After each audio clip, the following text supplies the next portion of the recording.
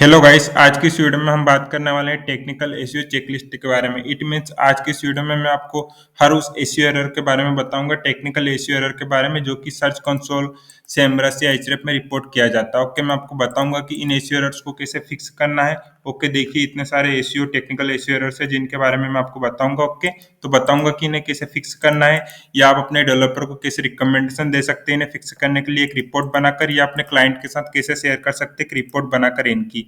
आप देख सकते हैं रिपोर्ट है। ओके, ये रिपोर्ट आप देख सकते हैं। तो चलिए वन बाय वन देखते हैं, समझते हैं हर एसईओ टेक्निकल एरर को। ओके, तो सबसे पहला एरर है orphan pages present in the site map, या एक्सएमएल साइट में भी बोल सकते हैं इसको। ऐसा इस तरह का एरर एक सेमरस में आता है, आपने देखा होगा सेमरस में इस तरह का एरर आता है, orphan pages present in the XML site map. ये एरर क्यों आता है? देखिए क्या होता है ना कि कभी कभी हमारी वेबसाइट पर ऐसे पेजेस रहते हैं जो कि हमारी वेबसाइट पर लिंक नहीं किए गए हो। पेजेस तो रहते हो, सपोज जैसे कैटेगरी या टैग्स तरह के पेजेस रहते हैं ना, जैसे आप यहाँ पर देख सकते हैं deepakverma.org tag. Okay, advantages solar flow batteries. Okay, तो ये टैग टैग वाला पेज है। ओके, या आप यहाँ पर देख सकते हैं कैटेगरी वाला पेज। तो क्या होता है ना कि टैग्स या कैटेगरीज वाले पेज हमारे वेबसाइट पर इंटरनल लिंक नहीं होते हैं, इनको लिंक नहीं मिलती है। तो क्या होता है ना कि ऑर्फन पेजेस हो जाते हैं, यानी कि इनको हमारी वेबसाइट पर से कहीं भी लिंक नहीं मिल रही है। तो कैसे फिक्स करें इस एरर को? देखिए, अगर ये पेजेस इंपोर्टेंट नहीं है तो आप इन्हें नो इंडेक्स टैग लगा दे, तो एक्सएमएल साइट में से हट जाएंगे, तो इस एरर ऑटोमेटिकली फिक्स हो जाएगा। अगर इंपोर्टेंट नहीं है तो आप इन्हें इंडेक्स नहीं कराना चाहते तो नो इंडेक्स टैग लगा दे। ओके, बट अगर आप चाहते हैं कि हम तो इनको इंडेक्स कराना चाहते हैं और इस एरर भी फिक्स करना चाहते हैं, तो आप क्या कर सकते हैं, आप इनको अपनी वेबसाइट के किसी पेज या पोस्ट से लिंक कर सकते हो। ओके, पेज या पोस्ट से लिंक कर सकते हो। देखिए मैंने यहाँ पर क्या बोला है, please set all categories and text to be no index in the WordPress backend, it will fix this issue. We don't need to add no index tag in each category and text, just set all categories and text to be no index. मतलब मैंने यहाँ बोल दिया है कि all categories या text को आप नो इंडेक्स सेट कर दो, तो सारे जो कैटेगरीज और टेक्स्ट के यूआरएल्स वो साइट में से हट जाएंगे और इश्यू एरर अपने आप फिक्स हो जाएगा। अगर मैं चाहता कि कैटेगरीज या टेक्स्ट इंडेक्स हो, तो मैं वो क्या बोलता है कि इनको लिंक करो अपनी वेबसाइट के दूसरे पेजेस या पोस्ट से। ओके, तो इस इश्यू एरर को ऐसे फिक्स करना आपको। ओके, और आप देख सकते हैं यहाँ पर मैंने जो भी एक्शन या डिस्क्रिप्शन दिया है और मैंने बोला है कौन फिक्स करेगा इसे, developer team. Okay, second error है हमारा, pages need more than 3 clicks to be read. ये इश्यू एरर कब आता है? देखिए क्या होता है ना, कभी कभी हमारी वेबसाइट होती है, ठीक है, उसमें क्या होता है ना कि कुछ ऐसे पेजेस रहते हैं जो कि हमारे होम पेज से बहुत दूर होते हैं। दूर मतलब कि जैसे आप किसी वेबसाइट के होम पेज पर गए, जैसे आप deepakverma.com पर गए, ठीक है, और उसके बाद आप एक दूसरे पेज पर गए, ठीक है, और दूसरे पेज पर जाने के बाद आप तीसरे पेज पर गए, तीसरे पेज पर जाने के बाद चौथे पेज पर गए, तो चौथे पेज जो आ रहा है, फोर्थ पेज, वो कितने क्लिक्स ले रहा है रीच होने पर? 2 से या 3 क्लिक से ज्यादा ले रहा है। ओके, मतलब 3 बार से ज्यादा क्लिक करना पड़ा तब जाकर आप फोर्थ पेज पर पहुंच रहे हैं। तो ये जो क्लिक डेप्थ है ज्यादा हो गया। ओके, तो इसे कम करने के लिए आपको क्या करना रहता है कि अपनी वेबसाइट के होम पेज से इन पेज को पास में लिंक करना रहता है, ताकि जो जूस है, लिंक जूस हो अच्छा सा पास हो। ओके, तो ये एसईओ एरर फिक्स करने के लिए आप क्या कर सकते हैं, आप एचटीएमएल साइट में क्रिएट कर सकते हो। कि क्या होता है ना कि कभी कभी हम क्या होता है ना कि कभी कभी हम जानबूझकर भी उन पेजेस को हमारे होम पेज के पास में नहीं ला पाते हैं। ओके, तो आप क्या कर सकते हैं कि एचटीएमएल साइट में क्रिएट कर सकते हैं जिसमें आपकी वेबसाइट के सारे पेजेस की लिस्ट रहेंगी। ओके, आप देख सकते हैं मैंने यहाँ पर बोला है, to fix this issue we need a page where all post published on the website that will be listed. Okay, यहाँ पर देखिए, यहाँ पर क्या हो रहा था कि हमारी जो पोस्ट थी ना, जो पोस्ट उनको उनको मोर देन 3 क्लिक्स का टाइम लग रहा था। ओके, तो मैंने क्या बोला कि हम सारे पोस्ट का एचटीएमएल साइट में क्रिएट कर लेते हैं और उसमें सारी पोस्ट को लिस्ट कर देते हैं। ओके, तो इससे क्या होता है ना कि इश्यू एरर फिक्स हो जाता है, pages need to be more than 3 clicks to be reached का। ओके, थर्ड एरर हमारा, too many JavaScript and CSS files. अब देखिए क्या होता है ना कि किसी किसी वेबसाइट पर बहुत ज्यादा, मतलब स्मॉल स्मॉल सीएसएस फाइल्स बहुत ज्यादा होती है। ओके, जैसे जैसे 5 या 6 सीएसएस या जेएस फाइल्स रहे तो इनफ रहता है। ओके, बट क्या होता है ना किस पर 15-20 सीएसएस एंड जेएसएस फाइल्स रहती है, तो उसमें क्या होता है ना कि सेमरस ए इश्यू एरर रिपोर्ट करता है, too many JavaScript and CSS files. तो आप क्या कर सकते हैं, अपने डेवलपर को रिकमेंडेशन दे सकते हैं कि ये जो स्मॉल स्मॉल है सीएसएस या जेएस फाइल्स, इनको कंबाइन करो। ओके, इनको कंबाइन करने का आप इंस्ट्रक्शन अपनी डेवलपर टीम को दे सकते हैं। देखिए मैंने बोला यहाँ पर, try to combine the small and smaller JS and CSS files to reduce the number of files. Okay, ठीक है। फोर्थ एरर हमारा, internal broken links, internal images links are broken. Okay, तो कभी-कभी क्या होता है ना कि आपकी जो वेबसाइट रहती है ना, उस पर कुछ इमेजेस की लिंक ब्रोकन रहती है, जो बैकएंड में रहती है। तो आप क्या कर सकते हैं, अपने डेवलपर को बोल सकते हैं कि इन्हें इन लिंक्स को आप रिमूव कर दें। ओके, जो बैकएंड में लिंक्स प्रेजेंट है उनको रिमूव कर दें, जो जो ये ब्रोकन इमेजेस की लिंक प्रेजेंट है उन्हें रिमूव कर दे, तो आपका डेवलपर ये कर देगा। Okay, remove the broken images links from post and landing pages, मैंने भी यही बोला है। फिफ्थ एरर हमारा HTTP non secured link present. Okay, देखिए, आप सबसे पहले देखिए, on the 3 pages of the website, okay, deepakkumar.com, Deepak Kumar privacy policy to Deepak Kumar rental agreement, okay, the HTTP non secured link, okay, जैसा आप देख सकते हैं यहाँ पर http www.deepakkumar.com is present. Okay, तो देखिए ये non secured link present. Okay, but secured link कौन सा, https वाला। तो मैं क्या बोलूंगा, replace the http non secured link with https link. Okay, तो इससे क्या होगा ना कि http non secured link present का इशू फिक्स हो जाएगा। ओके, मैं लिंक रिप्लेस करने का बोल दूंगा http विद https। ओके, तो ये इस तरह से http non secured link present का एश्योर फिक्स हो जाएगा। ये भी डेवलपर टीम ही फिक्स करेगी। ओके, अब इमेज साइज ग्रेटर देन 100 केबी, ये भी एश्योर कभी कभी किसी टूल में रिपोर्ट किया जाता है। ओके, तो आप क्या कर सकते हैं, उन इमेजेस की लिस्ट बना सकते हैं जिन जिन भी इमेजेस की साइज 100 केबी से ज्यादा। ओके, और डेवलपर को बोल सकते हैं कि please try to compress this images. मैंने भी यहाँ पर बोला है, try compressing images under 100 KB without losing their quality, this will help us to improve the website speed. Okay, आप कैसे फाइंड करें कि कौन सी इमेजेस की साइज ग्रेटर देन 100 केबी, तो आप एक टूल यूज कर सकते हैं,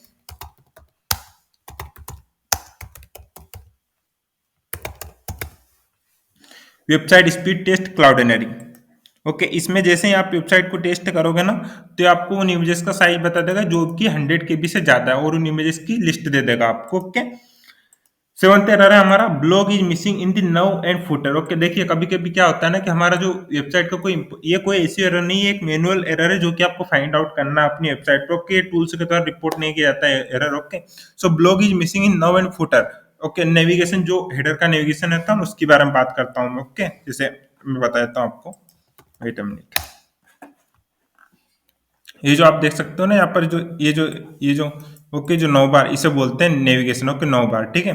तो क्या होता है ना, कभी कभी इस पर है ना आपके जो वेबसाइट के इंपोर्टेंट पेज रहते हैं ना, जैसे सपोज दैट यहाँ पर ब्लॉग लिस्ट है अभी तो, ठीक है, बट यहाँ पर ब्लॉग नहीं रहता, ठीक है। तो ब्लॉग तो रहना चाहिए ताकि यूजर्स मेरे ब्लॉग पर आसानी से आ पाए, और सपोज दैट यहाँ पर ब्लॉग नहीं रहता। ओके, और फुटर में भी नहीं रहता, तो मैं बोलता blog is missing in the नव एंड फुटर। ओके, तो क्या होता है ना कि इससे ये जो इंपॉर्टेंट पेज है ना वो लिंक होना चाहिए। ओके, आपके जो होम पेज पर, इससे क्या होता है ना कि उसको जो इंडेक्सिंग होती है वो आसानी से हो जाती है, ठीक है।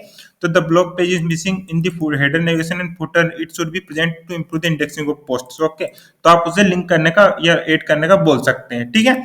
अब देखिए कभी कभी क्या होता है ना, किसी वेबसाइट पर कोई लोगो क्लिकेबल नहीं होता, ये चीज आपको मैनुअली चेक करनी रहती है, ठीक है। ये कोई टूल डिटेक्ट नहीं कर पाता है कि आपके उस लोगो पर लिंक प्रेजेंट नहीं है, यहाँ पर लिंक प्रेजेंट नहीं है, आपको खुद वो क्लिक कर फाइंड आउट करना है। जैसे यहाँ पर मेरी वेबसाइट में दीपक परमार पर क्लिक कर पता करूंगा कि क्लिकेबल है या नहीं। ओके, तो आप अगर क्लिकेबल नहीं है तो आप अपने डेवलपर को रिकमेंड कर सकते हैं कि when we click on the logo in the header it's not clickable, doesn't have link, this is not good for user accessibility, at the home page link to the logo to improve accessibility. Okay, तो इस तरह से आप recommendation दे सकते हैं। 10th है हमारा, sorry 9th SEO error है, अनमिनिफाइड जावास्क्रिप्ट एंड सीएसएस फाइल्स। देखिए क्या होता है ना कि हमारी वेबसाइट पर जो सीएसएस एंड जेएसएस फाइल्स रहती है ना, उनके बीच में मतलब जो सीएसएस या जेएसएस की बात करें तो कभी क्या होता है, सीएसएस जो कोड रहता है उसमें बहुत सारी स्पेसेस होती है बीच में, ठीक है। तो अगर उनको रिड्यूस कर दिया जाए तो उनकी हमारी सीएसएस फाइल्स की साइज कम हो जाएगी या जेएस फाइल्स की साइज कम हो जाएगी, जिससे कि हमारी वेबसाइट की स्पीड बढ़ जाएगी। ओके, तो इसको फिक्स करने के लिए आप अपने डेवलपर को कोई प्लगइन रिकमेंड कर सकते हो। ओके, या वर्डप्रेस पे वेबसाइट नहीं बनी है तो वो किसी टूल से कंप्रेस कर सकते हैं, डेवलपर करेगा, डेवलपर पार्ट है, तो आप उन्हें सजेशन दे सकते हैं कि remove the extra spaces present in this CSS and JSS और use any plugin such as WP Rocket plugin to optimise the CSS and JSS. Okay, 10th error हमारा इंटरनल लिंक ब्रोकन। देखिए क्या होता है ना कि वैसे तो इंटरनल लिंक ब्रोकन हमारी वेबसाइट की जो लिंक्स रहते हैं होम पेज या पोस्ट, उनकी लिंक ब्रोकन रहती है, बट कभी कभी क्या होता है ना कि जो आपके फोन नंबर रहते हैं ना, उन पर जो कॉलन रहता है ना, जैसे सपोज दैट जो जो लिंक प्रेजेंट रहना चाहिए ना, आपको बता दूं, जो जो कोड आपके जो मोबाइल नंबर पर वो रहना चाहिए टेल, ओके, कॉलन प्लस और जो आपके मोबाइल नंबर। बट क्या होता है ना, कभी कभी वो करेक्ट नहीं रहता, ओके, तो उसे ब्रोकन लिंक डिटेक्ट करता है। तो आपको उसको चेक करना है कि वो इसी फॉर्मेट में, ओके, और अगर वो नहीं हो तो आप अपने डेवलपर को रिकमेंड कर दे। ऐसा करने के बाद वो लिंक फिक्स हो जाएगा, ओके। 11th एरर हमारा लो टेक्स्ट टू एचटीएमएल रेशो। देखिए ये एरर कब आता है, देखिए क्या होता है ना कि किसी किसी वेबसाइट पर जो डेवलपर रहता है ना, वो उसके होम उसके उसके इंटरनल जो जो इनलाइन रहता है, ओके, इनलाइन में वो सीएसएस डाल देता है, ओके, बहुत इनलाइन में वो सीएसएस या जेएस डाल देता है, ओके, जिससे क्या होता है ना कि वेबसाइट का जो पेज रहता है ना, उस पर जो फ्रंट में कंटेंट दिखता है वो तो कम रहता है, बट जो बैकएंड में कोड है वो बहुत ज्यादा हो जाता है, क्योंकि उन्होंने इनलाइन सीएसएस व जेएस डाली हुई है।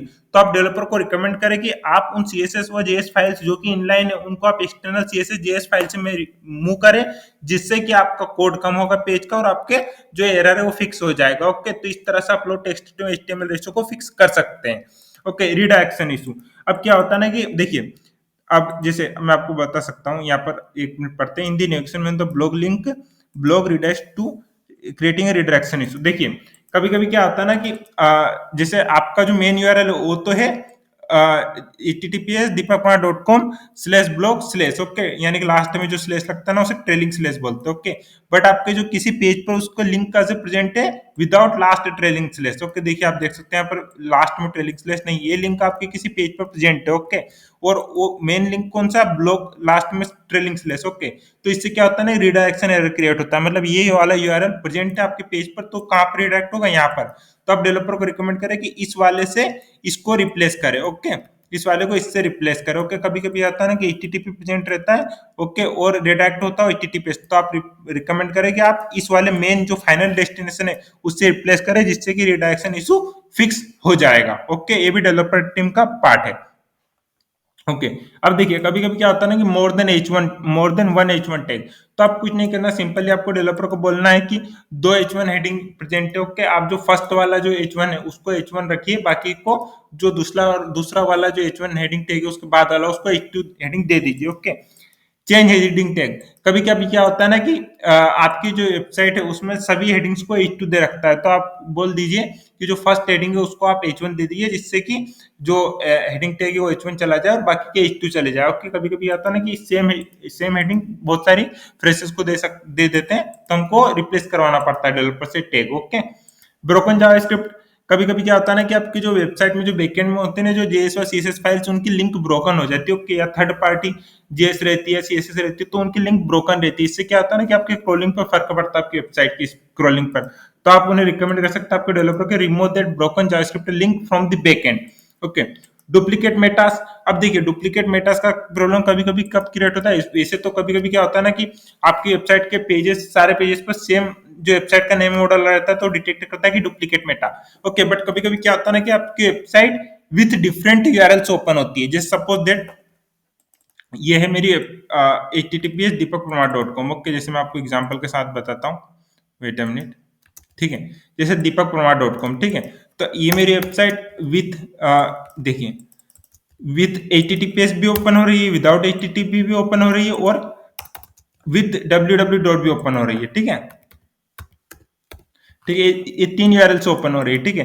तो ये डुप्लीकेट मेटा डिस्क्रिप्शन हो जाएगा, क्यों, क्योंकि मेरी वेबसाइट विथ डिफरेंट 3 यूआरएल से ओपन हो रही है। अगर आपकी वेबसाइट एक यूआरएल से ओपन होगी ना तो उसे डुप्लीकेट मेटा डिस्क्रिप्शन डिटेक्ट नहीं करेगा, तो आपको डेवलपर को रिकमेंड करना है कि आपकी वेबसाइट को एक यूआरएल पर रिडायरेक्ट करे, ओके, या एक ही यूआरएल रखे। इससे क्या होता है ना कि डुप्लीकेट यूआरएल का डुप्लीकेट मेटा डिस्क्रिप्शन का इशू डिटेक्ट नहीं होगा, ओके। कभी कभी क्या होता है ना कि सेमरस में एक एरर बताया जाता है, पेजेस ब्लॉक्ड इन robots.txt, ओके। तो क्या होता है ना कि हमारी जो robots.txt में ना कुछ यूआरएल से ब्लॉक रहते हैं क्रॉलिंग से। अब क्या होता है ना कि वो कभी कभी तो उन यूआरएल को हम इंटेंशनली ब्लॉक करते हैं क्रॉलिंग से, ओके, या कभी कभी बाय मिस्टेक हो जाते हैं। अब तो आपको चेक करना है कि वो यूआरएल्स मतलब इंपॉर्टेंट है या नहीं है। अगर इंपॉर्टेंट नहीं है तो ठीक है, robots.txt में ब्लॉक रहने दीजिए, कोई और सेमरस का कोई जेन्युइन एरर नहीं। बट अगर वो इंपॉर्टेंट पेजेस हैं तो उन्हें आप robots.txt से रिमूव कीजिए, ओके, उनके क्रोलिंग को रिमूव कीजिए, मतलब उनके क्रोलिंग को अलो कीजिए, ओके, वहां से डिसअलो रूल हटाइए उन यूआरएल्स के लिए, ठीक है। ये क्या है, पेजेस जस्ट है only one incoming internal link. क्या होता है ना कभी कभी कोई से पेजेस आपकी वेबसाइट पर होते हैं या पोस्ट जिन पर ज्यादा इंटरनल लिंक नहीं होती, उन पर सिर्फ एक ही पेज से इंटरनल लिंक आती रहती है, तो आपको क्या करना है, उनको more than one pages internal link करना है, okay. 404 error due to XML and robots.txt। देखिए कभी कभी क्या होता है ना कि आप सेमरस में 404 एरर देखेंगे, और क्यों देखेंगे कि आप जब उस पर क्लिक करेंगे तो बताएगा साइट में एक्सएमएल और robots.txt। ओके, एक्चुअली सेमरस क्या करता है ना कि अगर आपकी वेबसाइट पर साइट में एक्सएमएल और robots.txt प्रेजेंट नहीं है तो उसे 404 एरर कंसीडर करता है। तो आप क्या कीजिए, अपनी वेबसाइट पर robots.txt डालिए, एक्सएमएल साइट में क्रिएट करके अपलोड कीजिए, या वर्डप्रेस करते हो तो योस्ट इश्यू कर सकते हो। ओके, तो इस तरह से जब आप साइट में और एक साइट में एक्सएमएल साइट में robots.txt क्रिएट कर लेंगे तो इसी तरह ये जो 404 ऑटोमेटिकली फिक्स हो जाएगा। Okay, pages are blocked by robots.txt, ये तो हमने डिस्कस कर ही लिया आपके ऊपर।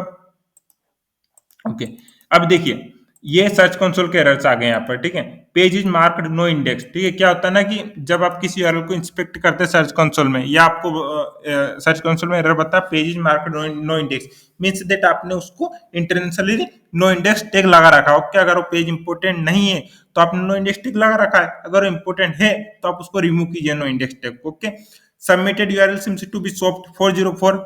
ओके, ये एरर कब आता है, देखिए क्या होता है ना कि आपके वेबसाइट पर कुछ पेजेस ऐसे रहते हैं जिन पर कंटेंट ज्यादा नहीं रहता है। ठीक है, तो उनको जो गूगल सर्च कंसोल है उनको 404 कंसीडर करता है। ठीक है, तो उसको फिक्स करने के लिए आप क्या कर सकते हैं, उन पर और कंटेंट डालिए तो सॉफ्ट 404 एरर ऑटोमेटिकली फिक्स हो जाएगा। ठीक है, submitted URL not found. Okay, 404 submitted URL not found 404, it means ये एरर इसीलिए बता रहा है क्योंकि जो यूआरएल है वो साइट में प्रेजेंट है एक्सएमएल साइट में पे, बट वो यूआरएल मतलब डिलीट हो चुका है वेबसाइट से। तो आप क्या कीजिए, उस यूआरएल को एक्सएमएल साइट में से रिमूव कीजिए। ठीक है, अगर वो एक्सएमएल साइट में से भी रिमूव है ओके और डिलीट कर दिया परमानेंट, ओके, तो आप रीडायरेक्शन कीजिए उसका। अगर आप रीडायरेक्शन नहीं करना चाहते तो उसे रहने दीजिए, ऑटोमेटिकली जब नेक्स्ट क्रॉल होगा तो एरर चला जाएगा, क्योंकि आप वो वेबसाइट आपकी वेबसाइट पर पेज प्रेजेंट नहीं है। Okay, server error, server error कब आता है, देखिए क्या होता है ना कि कभी कभी हमारी वेबसाइट की बैंडविड्थ कम होती है। ओके, और जो क्रोलर रहता है ना हमारी वेबसाइट के बहुत सारे एरर्स को एट ए वन टाइम क्रोल करते हैं, तो क्या होता है ना कि सर्वर इतना लोड नहीं झेल पाता है,